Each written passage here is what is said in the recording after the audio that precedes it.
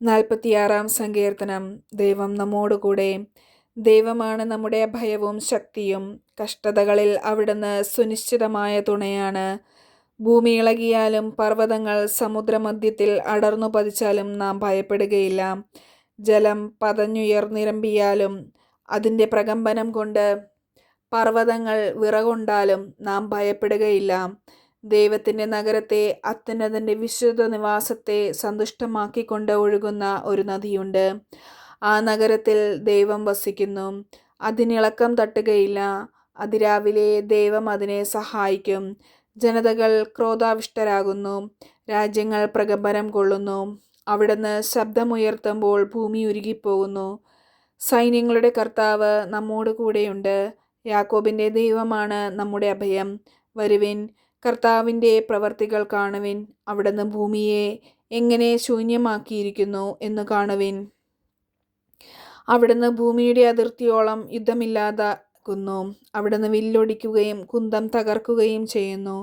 രഥങ്ങളെ അഗ്നിക്കിരയാക്കുന്നു. ശാന്തമാകുക, ഞാൻ ദൈവമാണെന്നറിയുക. ഞാൻ ജനതകളുടെ ഇടയിൽ ഉന്നതനാണ്. ഞാൻ ഭൂമിയിൽ ഉന്നതനാണ്.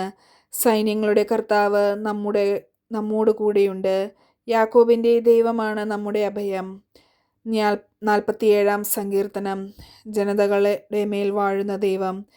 ജനതകളെ കരഘോഷം മുഴക്കുവിൻ. ദൈവത്തിൻ്റെ മുൻപിൽ ആഹ്ലാദ അരവം മുഴക്കുവിൻ. അത്യുന്നതനായ കർത്താവ് ഭീതിദനാണ്. അവിടുന്ന് ഭൂമി മുഴുവൻ്റെയും രാജാവാണ്. അവിടുന്ന് രാജ്യങ്ങളുടെ മേൽ നമുക്ക് വിജയം നേടിത്തന്നു. ജനതകളെ നമ്മുടെ കാൽ കീഴിലാക്കി. അവിടുന്ന് നമ്മുടെ അവകാശം തിരഞ്ഞെടുത്തു തന്നു. താൻ സ്നേഹിക്കുന്ന യാക്കോബിൻ്റെ അഭിമാനം തന്നെ. ജയഘോഷത്തോടും കാഹളനാദത്തോടും കൂടെ ദൈവമായ കർത്താവ് ആരോഹണം ചെയ്തു. ദൈവത്തെ പാടിപ്പുകഴ്ത്തുവിൻ. സ്തോത്രങ്ങൾ ആലപിക്കുവിൻ. നമ്മുടെ രാജാവിനു സ്തുതികൾ ഉതിർക്കുവിൻ. കീർത്തനങ്ങൾ ആലപിക്കുവിൻ. ദൈവം ഭൂമി മുഴുവൻ്റെയും രാജാവാണ്. സങ്കീർത്തനം കൊണ്ട് അവിടുത്തെ സ്തുതിക്കുവിൻ. ദൈവം ജനതകളുടെ മേൽ വാഴുന്നു.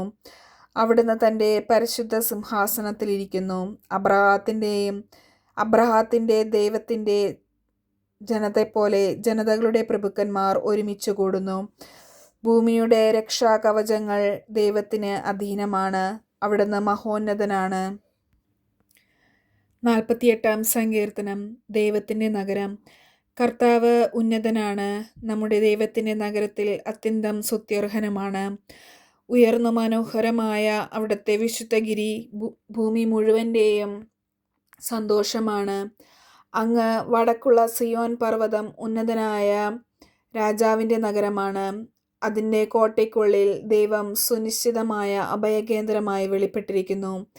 ഇതാ, രാജാക്കന്മാർ സമ്മേളിച്ചു. അവർ ഒത്തൊരുമിച്ച് മുന്നേറി. സിയോനെ കണ്ട് അവർ അമ്പരന്നു. പരിഭ്രാന്തരായ അവർ പലായനം ചെയ്തു. അവിടെ വെച്ച് അവർ ഭയന്നു വിറച്ചു. ഈറ്റുനോവിനൊത്ത കഠിനവേദന അവരെ ഗ്രസിച്ചു. കിഴക്കൻ കാറ്റിൽപ്പെട്ട താർഷീഷ് കപ്പലുകളെ പോലെ അവർ തകരുന്നു. നാം കേട്ടതുപോലെ തന്നെ സൈന്യങ്ങളുടെ കർത്താവിൻ്റെ നഗരത്തിൽ നാം കണ്ടു. ദൈവം എന്നേക്കുമായി സ്ഥാപിച്ചിരിക്കുന്ന അവിടുത്തെ നഗരത്തിൽ തന്നെ. ദൈവമേ, അങ്ങയുടെ ആലയത്തിൽ ഞങ്ങൾ അങ്ങയുടെ കാരുണ്യത്തെ ധ്യാനിച്ചു. ദൈവമേ, അങ്ങയുടെ നാമം എന്ന പോലെ തന്നെ അങ്ങയുടെ സ്തുതികളും ഭൂമിയുടെ അതിരുകളോളം എത്തുന്നു. അവിടുത്തെ വലത്തു കൈ വിജയം കൊണ്ട് നിറഞ്ഞിരിക്കുന്നു. സിയോൻ മല സന്തോഷിക്കട്ടെ. അങ്ങയുടെ ന്യായവിധികൾ മൂലം യൂദയായുടെ പുത്രിമാർ ആഹ്ലാദിക്കട്ടെ. സിയോന് ചുറ്റും സഞ്ചരിക്കുവിൻ. അതിന് പ്രദക്ഷിണം വയ്ക്കുവിൻ.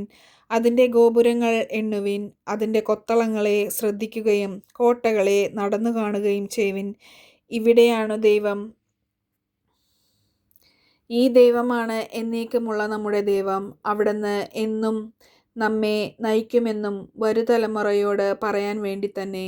ദൈവവചനമാണ് നാം കേട്ടത്. നമുക്ക് ദൈവത്തെ സ്തുതിക്കാം.